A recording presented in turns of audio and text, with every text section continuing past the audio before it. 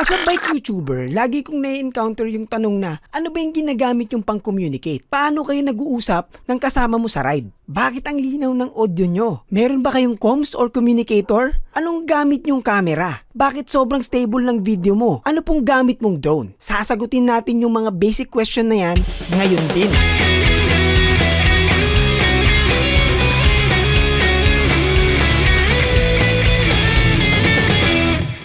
Bago ang lahat, follow nyo muna ako sa www.facebook.com/foreverbikeNoob para kung meron kayong katanungan, mas madaling mag-reply.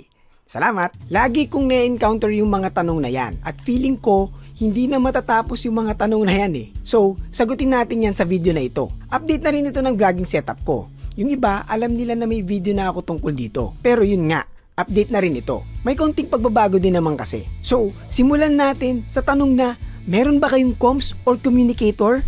Paano kayo nag-uusap ng mga kasama mo sa ride? Ang sagot sa katanungan na yan ay ten-tenenen! Wala.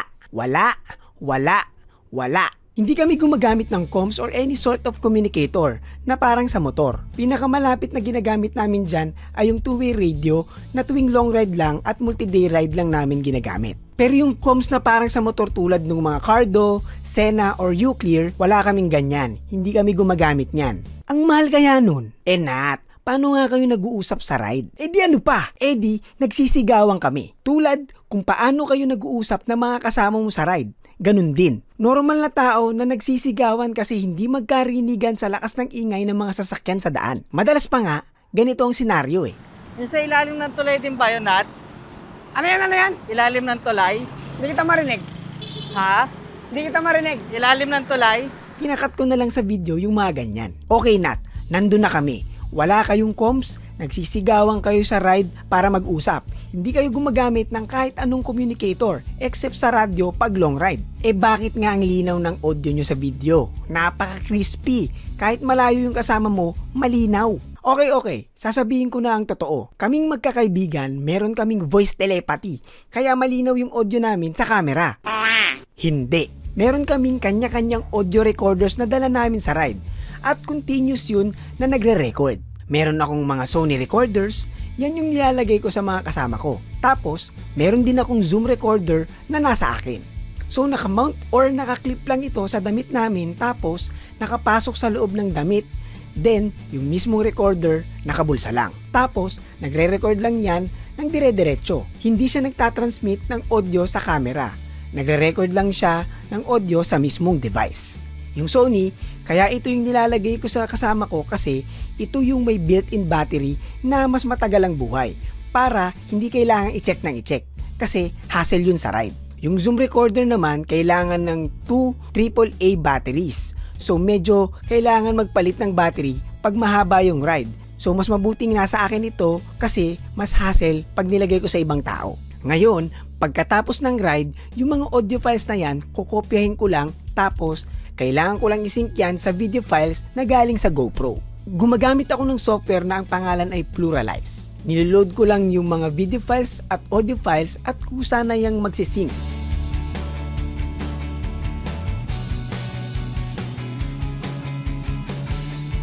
Then, i-export ko as XML.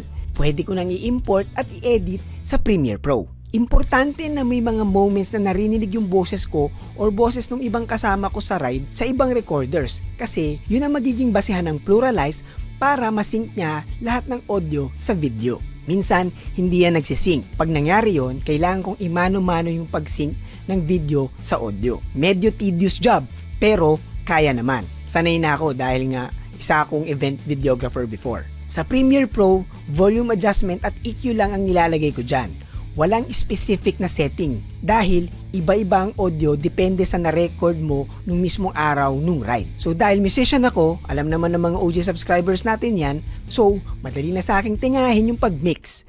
Yung iba kasi itatanong dyan kung anong setting sa audio or kung paano ko ine-edit. Hindi siya parang preset lang na nilalagay tapos okay na. Hindi siya ganun. Kailangan mo ng experience para batakin yung mga parameters para tumunog ng maayos yung mga audio. Walang specific na numbers. Iba kada recording. Celebrate small or big wins with your special ones. Come to Brew Brothers Cafe, your destination for celebration. At yun ang sikreto ng magandang audio ko sa ride. Walang comms, recorder lang, at sigawan sa ride. Hindi kita marinig. Ha? Isa ring reason yan kung bakit hindi ako masyado nagsasama ng ibang tao sa ride. Gawa ng napaka-hassle maglagay ng lapel mic sa mga taong hindi mo close. Una, cargo nila yung bagay na nilagay mo sa kanila. Kumbaga, dagdag isipin yun sa mga kasama mo. Tapos, every now and then, pinapacheck ko sa mga kasama ko kung nagre-record pa ba yung recorder. So kung hindi tayo close, maiinis ka sa akin kasi binigyan na nga kita ng obligasyon, kukulitin pa kita sa ride ng paulit-ulit. May time pa na kukunin ko yung recorder sa kalagitnaan ng ride para i-charge. Hassle na yun sa akin, hassle din yun sa taong nilagyan ko. Imaginein mo, kung hindi tayo close, di ba? At paano kung 6 kayong sumama? Lalagyan ko lahat ng mic yun? Eh hindi naman mura itong mga recorders na ito. Link sa description. Actually, nangyari na yan. Madami kami sa ride, hindi nalagyan lahat ng lapel. So, pag siya ang nagsasalita, kinakat ko siya sa video. Ligwak! Tanggal! Hindi naman kasi siya narinig. Bakit ko pa ilalagay yung video niya? So, parang kawawa tuloy, di ba? Kaya yan ang isa sa mga reason kung bakit madalas close ko lang sinasama ko sa ride. Kasi, maiintindihan nila yung hassle ng ginagawa ko. Alam yan nila Daddy Siklista at Papa Jesus dyan. Kaya, mag-subscribe na kayo sa kanila kasi matindi-tindi ang pagtitiis nila pagkasama nila ako sa mga long rides. Okay, yung next question. Anong camera ang gamit mo? Ang linaw! Ang ganda ng stabilization. Minsan, dalawa ang dala kong camera sa ride. Yung pinaka-action cam na ginagamit ko, isa rin to sa mga update ng aking vlogging setup. Ito ay ang GoPro Hero Max. Lumabas yung camera na ito pre-pandemic, 2019. So, medyo luma na ang ganitong model. Halos 4 years old na at parang walang balak i-update ni GoPro. Basically, 360 camera ito. Kaya may camera yan kabilaan. Pinili ko itong camera na ito kasi meron itong hero mode na tinatawag.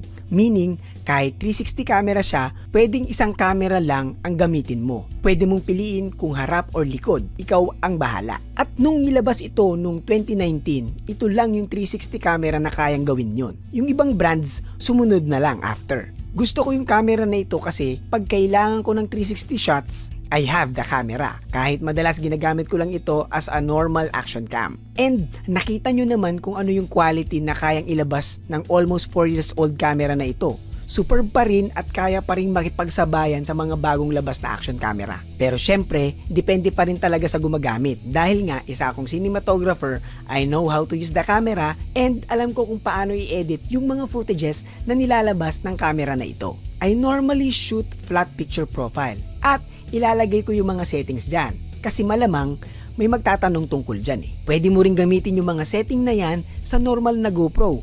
Halos same lang naman yan. May mga ilang bagay lang na wala pero halos same lang naman yan. Pero, isang malaking pero. Kahit same tayo ng setting, hindi ko may papangako na magmumukhang parehas ang video natin. Kasi dumadaan pa sa proseso ng editing yung mga videos ko. Color correcting at color grading and stuff. Syempre, may magre-request, Nat, gumawa ka na lang ng tutorial kung paano mo ginagawa. Yung totoo, mahirap gawin yan. Ito kasi yung experience ko sa mga pinanonood kong tutorial tungkol sa pag-color grade at pag-edit. Ang dami kong pinanood noon nung nagsisimula ako. Pero dahil iba yung mga video clips nila, sa meron ako, pag ginaya ko yung mga ginawa nila, hindi ko na-achieve yung gusto kong mangyari. Kahit parehas na settings pa yan. Dahil yung mismong video ko, iba sa mga video nila. Pwedeng iba yung camera na ginamit, iba yung exposure, meron silang hindi binanggit sa tutorials, at kung ano-ano pa. Hanggang sa nagsawa na lang ako at tinuruan ko na lang yung sarili ko na mag-edit depende sa kung ano ang maganda sa mata ko. So every clip at every video, iba-iba yung mga parameters na lumalabas. Walang preset, mano-mano. Dahil iba-iba ang video, depende sa panahon, depende sa oras kung kailan sinut yung video. Iba-ibang exposure, minsan sobrang liwanag, minsan sobrang dilim. Minsan iba yung contrast, minsan overcast ang panahon, kaya iba din talagang itsura. So, yung edit, magbabase sa video na na-shoot.